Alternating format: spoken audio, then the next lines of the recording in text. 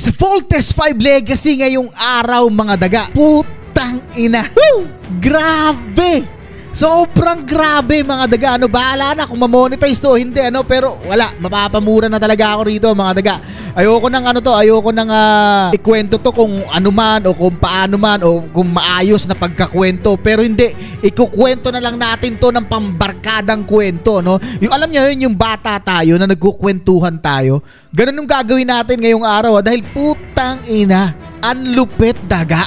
Sinasabi ko sa iyo, dito inubos. Sa tingin ko dito inubos yung buong budget ng Voltes 5 Legacy, Kung napansin nyo mga daga, yung laban ni Godor at ni Voltes 5, hindi na natin pupuntahan yung iba. Wala na yun.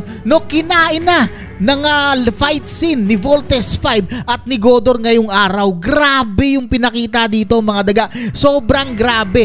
Ito yung masasabi ko na talagang pinaggugulan ng panahon mga daga. So ibang klase talaga to. Hindi ko na alam. Nakita nyo ba yun? Yung pinalabas yung secret weapon ni Godor dun sa balikat niya. Dun pa lang daga, panalo na di ba? Yun yung sinasabi ko na laban. At saka yung pakiramdam dito mga daga, yung laban talaga nila. Grabe yung laban dito mga daga, sobrang grabe talaga. Yung pakiramdam mga daga, yung parang matatalo na talaga si Voltes 5, di ba? Hindi na natin i-compare, wala na tayong pagkukumparahan sa anime o sa anuman, hindi na. Wala na, eto na talaga, focus talaga tayo dito sa ending ng Voltes 5 Legacy. Kasi nga gusto natin makita kung ano ba yung ibinibigay nila sa atin, kung ano yung pinaka main ingredient nga kung tawagin, yung pinaka malupit na maihahatid nila sa mga viewers na katulad ko at katulad nyo mga daga. Dahil grabe, sobrang grabe talaga yung pinakita nila ngayong araw mga daga. Yung labanan nung espada, di ba? Alam mo yun, yung sunod-sunod bakbakan.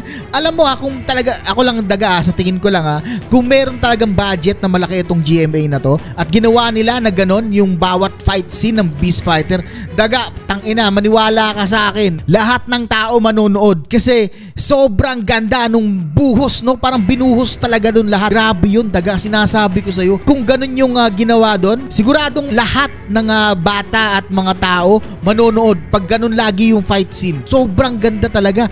Wala pati yung liko ni Voltes 5, yung talon, yung pagputol nung kamay, di ba? Yung naputol yung braso, si Mark. Grabe yun mga daga. Makapanindig balahibo nga, makapigil hininga yung bakbakan nila ngayong araw. At tingnan nyo naman kung paano, dinitalye itong si Godor. Sobrang detalye nito mga daga. Sobra, as in sobra. Parang gusto ko pa nga si Godor ngayon kaysa kay Voltes 5 Ang ganda ng pagdetalye kay Godor dito mga daga. Talagang pangbakbakan, Meron pa mga dagdag pala dito mga daga, yung helmet na sinuot dito ni Zardos, magandang detalye din. Yung may ukit sa gitna, yung may lusutan talaga ng sungay. Kasi dun nga sa anime, ano ba yun, kakasabi ko lang, na wag sa anime.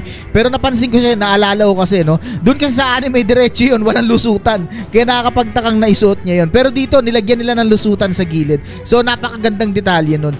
Pero daga, kahit saan tayo tumingin o ano man yung mga napansin natin ngayong araw, hindi talaga maaalis yung isip natin sa laban ni Voltes 5. Ibang klase talaga. Sobrang ibang klase, Dun sa espada ni Godor, grabe yun. Sa katawan ni Godor, grabe yung pagkadetalye dun. May pagkano si Soldier, di ba? Kung irarank ko to daga, kung magrarank ako ng pinakamagandang Beast Fighter, si Godor. Number 1 daga, number 1 si Godor. Ibang klase yung dito, pag detalye talaga dito mga daga. Pati yung gilid, di ba? Tapos yung labanan, yung parang yung parang mananalo na dito si Zardos. Ibang klase talaga yung naramdaman ko daga. Hindi ko na alam yung pagtalon, yung paghampas, yung sa espada, dun pa lang sa fight scene ng espada daga, sulit na Tapos sabayan pa ng mga sipa, yung sipa, yung pag-atras ni Voltes 5, tangina, gago pa rin, lupit. Ibang klase talaga.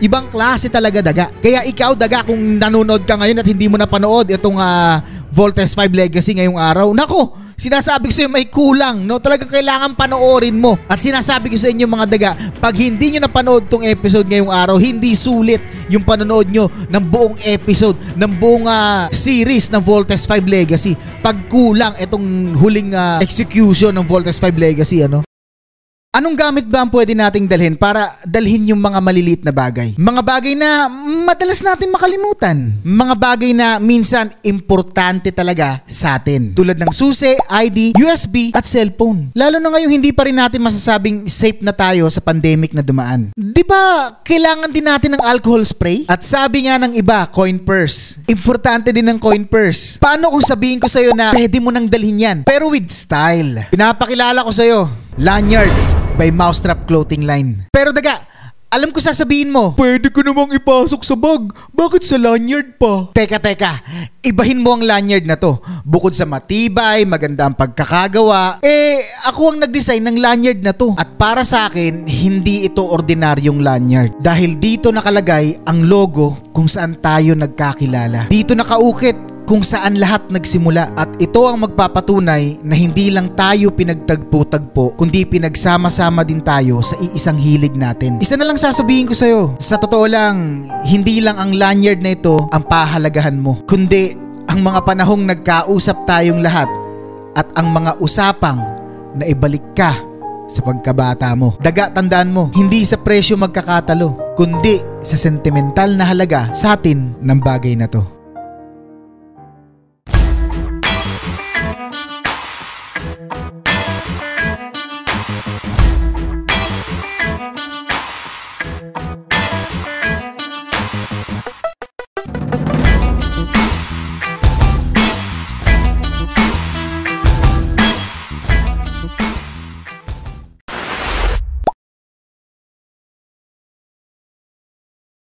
Idagdag din natin dito mga daga yung patungkol kay Zambo Gil. Kung makikita niyo mga daga, si Zambo Gil nabuhay pa. Huminga bigla gumuno. Di ba? Bigla gumunon dito si Zambo Gil So ibig sabihin daga, meron pang pangalawang pagkikita para kay Zambo Gil. Ang tanong, saang planeta siya mapapadpad kung makatakas man siya? Di ba? Sa Sipir ba? O sa Brahmin? Di ba? Kasi yun ang binabanggit niya Yun yung binanggit niya bago siya aalis Sabi niya, saan ba ako pupunta? Sa Brahmin ba? O sa Sipir? Paano na ako ngayon? Diba? Yun ang sabi niya Diba? Naalala niyo yun? So napakaganda rin na detalye itong mga daga. So ibig sabihin merong continue may dugtong talaga itong kwento na to. Pwedeng si Zambo Gil makipagtulungan sa panibagong kagunggungan niyang kaibigan o panibagong makikilala niya Gagawa na naman ng pananakop sa planetang something, kung saan planeta man yung sasakupin At eto na ba yung sinasabi nating Deimos? Ito na ba yung Deimos forever? Diba?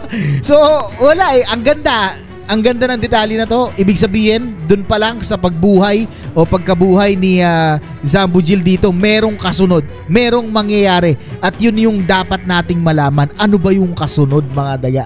Diba? Hindi ko na alam mga daga, wala na akong gustong sabihin. Dahil alam ko naman na kayo na mga nanood ngayong araw, nanood din talaga nito at hindi nyo to pinalagpas. Dahil kung pinalagpas mo to, wala daga, sinasabi ko sa iyo, sinayang mo yung panonood ng Voltes 5 Legacy mula episode 1 pag hindi mo napanood to. Sobrang grabe. At bukas mga daga, hindi pa natin alam bukas may mangyayari talaga na katapusan. Kumbaga yung pinakadulo, kung ano ba talaga yung susunod na kwento. Sana nga may post-credit scene mga daga, para lang makita natin kung ano ba talaga yung isusunod nila. At dito nga mga daga, pagkatapos ng lahat na nangyari, nakakatuwa rin tingnan dito mga daga, kasi dinire-diretso hindi nagpaalam di ba, sa susunod ng Voltes 5 Legacy.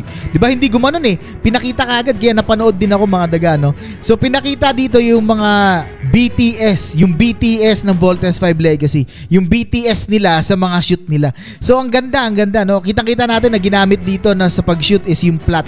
Ibig sabihin ng plot, walang kulay Hindi nila ginamitan ng kulay para ma-color grade nila doon sa editing. So ang ganda, ibig sabihin cinematic na talaga. Dati kasi parang wala lang, basta shoot lang Hindi ko alam kung kina-color grade din ba nila. Pero parang wala Pero dito talaga makikita natin yung color grading. So dun mga daga, tingin ko isa na lang din masasabi ko, sobrang sulit nitong Voltes 5 Legacy ngayong gabi. And kung may episode ako na ulit-ulitin, ito yun, yung last scene na to, itong 89. So kayo mga daga, anong masasabi nyo sa episode ngayong araw? Gusto ko i-comment nyo sa baba kung ano yung pinaka naramdaman nyo ngayon Yung ngayon talaga daga, yun yung sinasabi ko Huwag nyo nang kaligtaan mga daga. 2 araw na lang tayong magsasama. 2 araw na lang. Ngayon at bukas. So paano ba yung mga daga? Hindi ko na pahabain to. Dahil may uulitin pa akong palabas. Kita-kita tayo uli bukas. Peace!